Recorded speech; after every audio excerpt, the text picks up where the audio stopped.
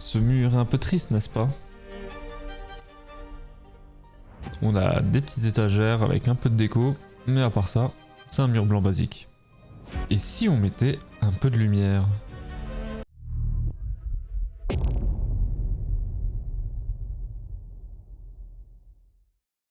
Vous l'aurez compris, dans cette vidéo, on va ajouter un bandeau LED derrière le canapé. Mais c'est pas aussi simple qu'il ne paraît. J'ai un peu quelques exigences quand même par rapport à ça. Je ne voudrais pas que les LED se voient ou que les bandeaux LED se voient. Je pourrais les cacher derrière les appuis-têtes, mais une fois que je les baisse, eh bien on voit plus rien parce qu'il n'y a plus de lumière qui passe, forcément. Donc ce qu'on va faire, c'est qu'on va avancer de 10 cm le canapé et mettre derrière un cadre en bois qui sera un petit peu plus petit que le canapé, histoire qu'il soit caché et que quand même il puisse projeter de la lumière sur le mur, du moins vers le haut.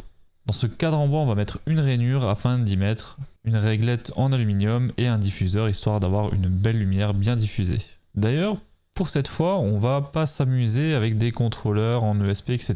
Non, on va faire le plus simple possible. On va utiliser un contrôleur où on n'a pas besoin de soudure, on n'a rien besoin de faire à part juste brancher des fils, tout simplement. Vous verrez, c'est hyper simple de mettre des bandeaux LED de cette façon-là. Et en plus de ça, c'est en Zigbee. Donc voilà, que demande le peuple.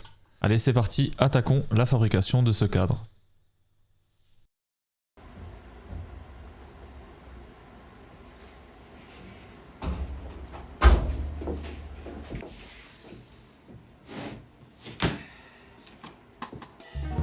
Pour ce cadre, je vais utiliser un panneau MDF de 18 mm d'épaisseur.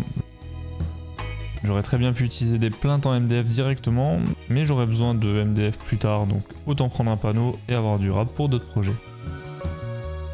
Le cadre ressemble à ceci. 3 mètres de long sur 60 cm de haut. Mon canapé faisant 70 cm, il sera 10 cm plus bas pour qu'on ne le voit pas. Et qu'on ne voit pas d'ailleurs les bandes LED. Le cadre ira directement derrière le canapé.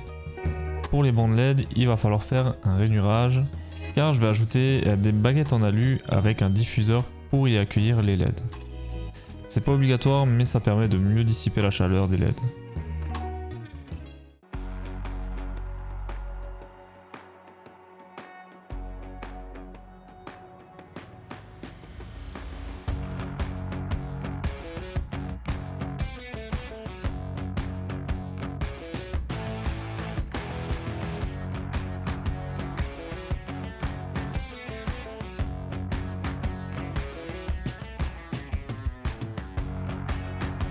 Pour les rainures, j'ai fait 2 passes avec un fouet de 4 mm de large pour avoir mes 7 mm pour caler ma réglette LED.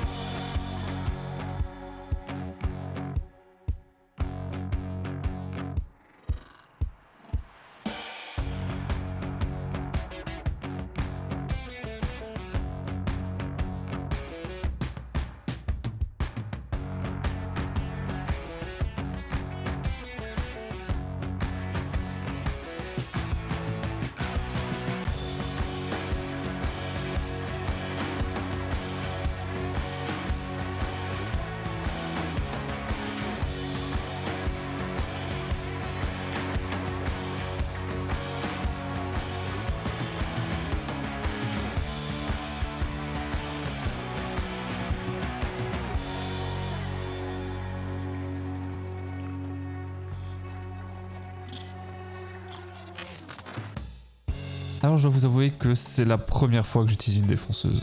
Et c'est un outil plutôt cool en vrai. Maintenant, j'ai envie de tout défoncer. Les scies, c'était un peu une autre histoire ça. Hein. Mes lames sont clairement mortes.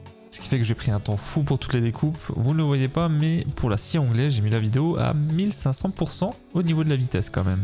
Donc clairement, avant le prochain projet bois, on va acheter de nouvelles lames parce que non seulement tu prends 10 ans à couper, mais en plus ça te brûle le bois et je risque de cramer les moteurs de mes scies. Du coup, cette étape de ponçage est obligatoire.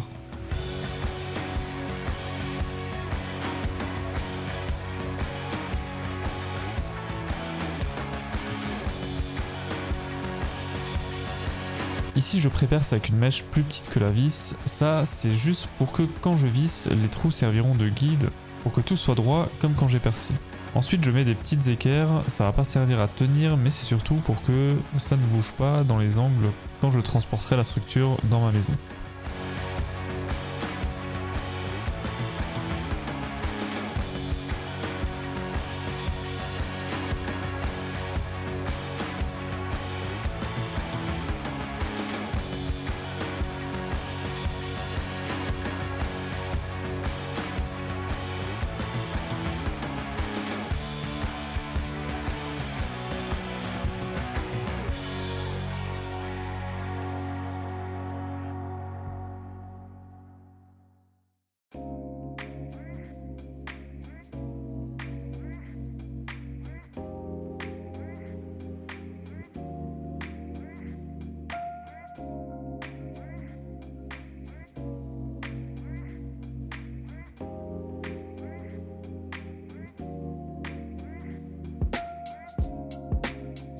Les réglettes LED, je les ai achetées sur Amazon il y a environ 4 ans. Si je retrouve le lien, je vous mets ça dans la description. D'ailleurs, vous retrouvez tous les liens de tout ce que j'utilise dans la description.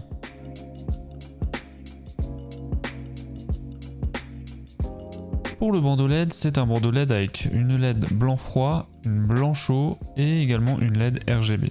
L'avantage de ces bandeaux, c'est qu'on peut avoir un blanc très lumineux et surtout un vrai blanc.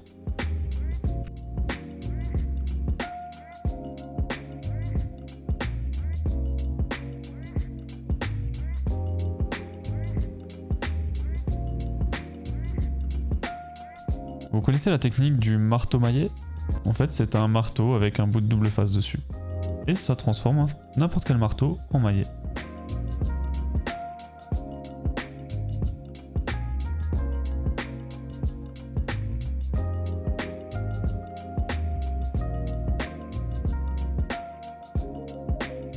Maintenant, avant de continuer et d'installer le contrôleur, il va falloir d'abord le brancher et l'ajouter à Zigbee to MQTT.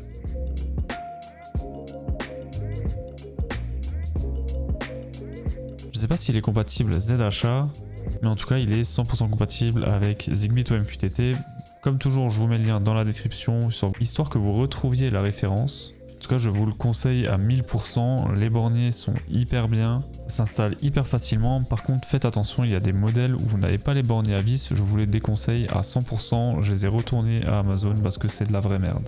Alors surtout, si vous prenez ces modèles-là, prenez les borniers à vis, absolument.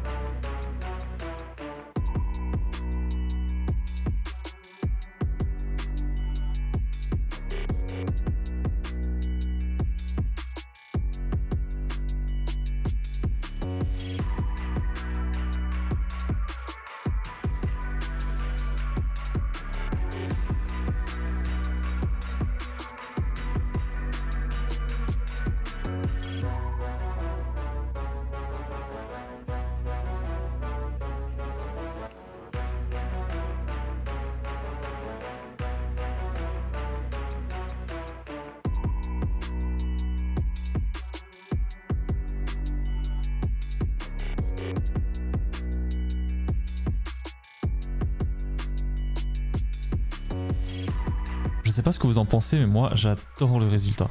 Et ces bandes LED, franchement, je vous les conseille à 1000%. Ils ont une puissance d'éclairage qu'on ne peut vraiment pas avoir sur des bandeaux RGB classiques. Le fait d'avoir vraiment une LED pour le blanc chaud, une LED pour le blanc froid et ensuite une LED pour le RGB, ça permet vraiment d'avoir des blancs extrêmement puissants. Et en fait, ça s'explique simplement, là 100% de l'ampérage est envoyé à une LED quand on veut du blanc froid par exemple. Alors que si on veut du blanc froid avec une LED RGB, eh bien il faut alimenter 3 LED. La LED rouge, verte et la bleue. Ça fait 3 LED alimentés contre une quand on est avec une LED uniquement en blanc. Ça me fait un éclairage d'ambiance vraiment trop cool. En tout cas, j'ai adoré faire ce projet-là en alliant le bois et l'électronique. Ça permet de faire vraiment de belles choses et mets-moi en commentaire si toi aussi tu aimes ce genre de projet. Parce que franchement, j'ai envie d'en faire beaucoup plus sur cette chaîne. Faut juste que je m'achète un peu d'outillage, quoi. Aussi, petite info pour vous, Matix et moi organisons actuellement un concours sur mon Discord où on peut gagner un bon d'achat de 100 € chez Domadou. Donc vraiment, ne loupe pas ça, rejoins mon Discord et participe au concours. Merci d'avoir regardé la vidéo jusqu'au bout, n'oublie pas de t'abonner, de lâcher un petit like si t'aimes bien ce genre de vidéo. Et on se dit à dimanche prochain pour une nouvelle vidéo. D'ailleurs, je vous réserve une grosse surprise pour la prochaine vidéo, je vous en dis pas plus. À dimanche prochain.